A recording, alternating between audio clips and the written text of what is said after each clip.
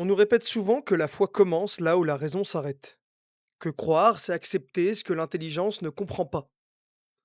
Il faut faire acte de foi et accepter les incohérences logiques, ne pas chercher à comprendre davantage. Mais alors une question simple se pose. Pourquoi les premiers théologiens ont-ils passé des siècles à traquer les contradictions logiques? Pourquoi des hommes sans sciences modernes, sans ordinateur, ont-ils débattu mot à mot de concepts comme la nature, ce qu'est une personne, ce qu'est l'être, avec une précision presque obsessionnelle? Et surtout, quand est-ce que le mot mystère a commencé à servir d'excuse pour ne plus penser, ne plus réfléchir? Voici la thèse simple que je vais défendre ici. Aujourd'hui, on oscille entre deux erreurs. Soit on dit que seule la science peut dire le vrai, peut atteindre le vrai, soit on dit que la foi commence quand la raison doit se taire, c'est-à-dire que, dans le domaine de la croyance, la raison n'a pas son mot à dire. Les anciens refusaient ces deux options. Ils pensaient que la raison ne suffit pas à atteindre Dieu, mais qu'elle est indispensable pour éviter de dire n'importe quoi sur lui. Et c'est cette position, exigeante, inconfortable, que je voudrais remettre au centre. Dans cet épisode, je voudrais poser un seul problème.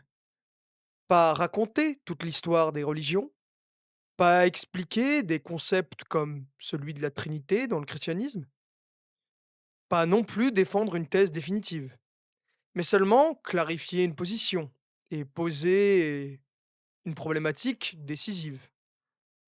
Quelle est la différence entre un mystère qui dépasse la raison et une contradiction qui détruit la raison?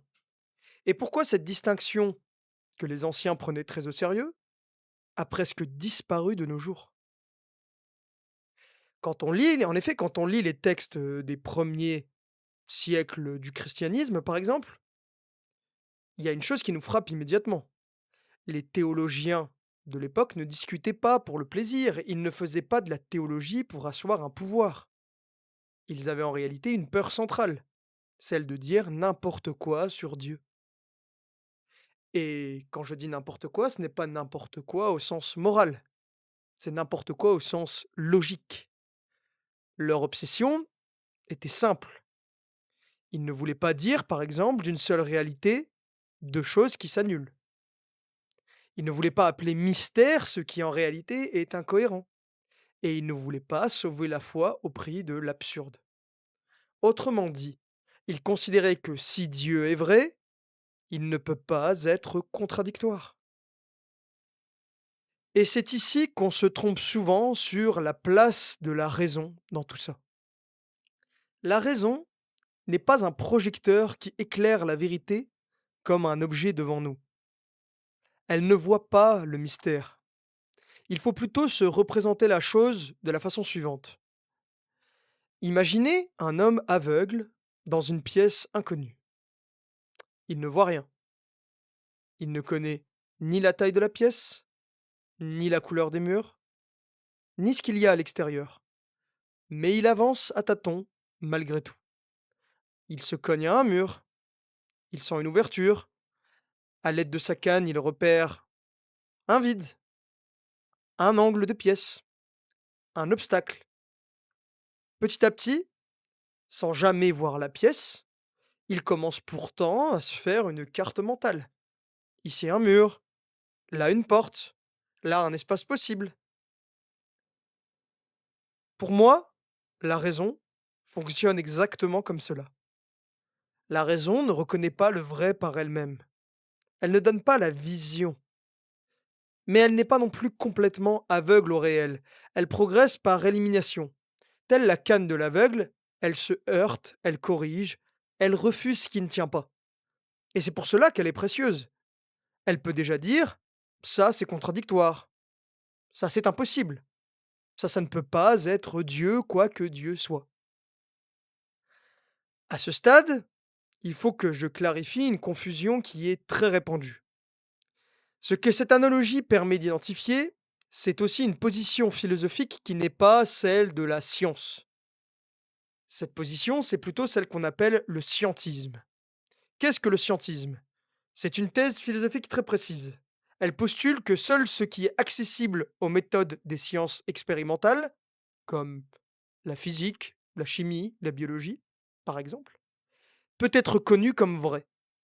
Autrement dit, tout ce qui ne se mesure pas, tout ce qui ne s'expérimente pas, tout ce qui ne se modélise pas n'est pas seulement difficile à connaître, mais est impossible à connaître en principe. Et c'est exactement là que le scientisme devient de l'agnosticisme pur. L'agnosticisme ne dit pas simplement je ne sais pas. Par exemple, je ne sais pas si Dieu existe. Il dit on ne peut pas savoir et on ne pourra jamais savoir. Autrement dit, pas seulement par analogie avec la- l'aveugle dans la pièce, pas seulement je ne vois pas, mais il n'y a rien à voir. Et ça, qu'on le veuille ou non, ce n'est pas une suspension du jugement, comme le prétendent beaucoup d'agnostiques. C'est déjà une prise de position métaphysique. On postule qu'il n'y a rien à voir. C'est une thèse admise, mais non démontrée. Ainsi, pour ma part, je défends une autre position métaphysique que celle-ci. Je soutiens qu'il y a et qu'il existe des vérités absolues, ou au minimum une vérité ultime. Et que le fait que la raison ne puisse pas atteindre cette vérité seule n'autorise pas à la nier. Là où la raison arrive à ses limites, elle ne doit pas se transformer en juge ultime du réel. Elle doit reconnaître humblement qu'elle n'est pas la mesure du tout, la mesure de tout. Mais le scientisme refuse cette idée. Il confond la puissance de la science avec une souveraineté absolue sur le réel. Là où la science excelle à expliquer le comment, c'est le rôle de la métaphysique de s'interroger sur le pourquoi. Et le scientisme ne dit pas seulement le pourquoi est difficile, il dit le pourquoi n'existe pas. C'est cela que je conteste. Refuser le scientisme, ce n'est pas simplement refuser la raison. C'est juste de refuser de faire la raison un absolu déguisé. La raison est un instrument immense, mais elle n'épuise pas le réel. Et reconnaître cela, ce n'est pas renoncer à penser, c'est penser jusqu'au bout. Une fois qu'on a dit ça, il existe une autre position tout aussi problématique, mais qui fait l'erreur inverse du scientisme.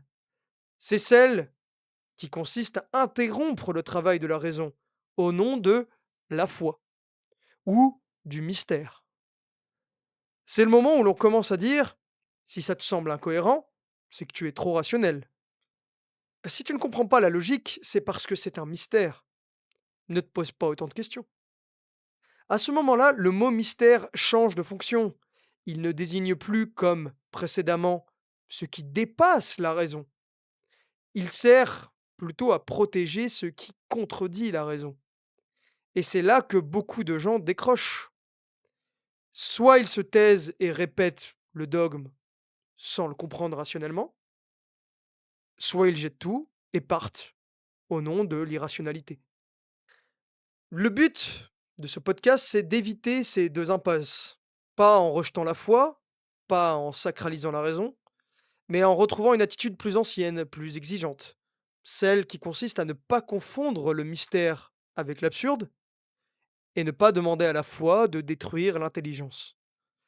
Ainsi, dans les prochains épisodes, on entrera dans des cas concrets, on verra des figures précises, des décisions précises et des contradictions réelles. Merci de m'avoir écouté et à très bientôt.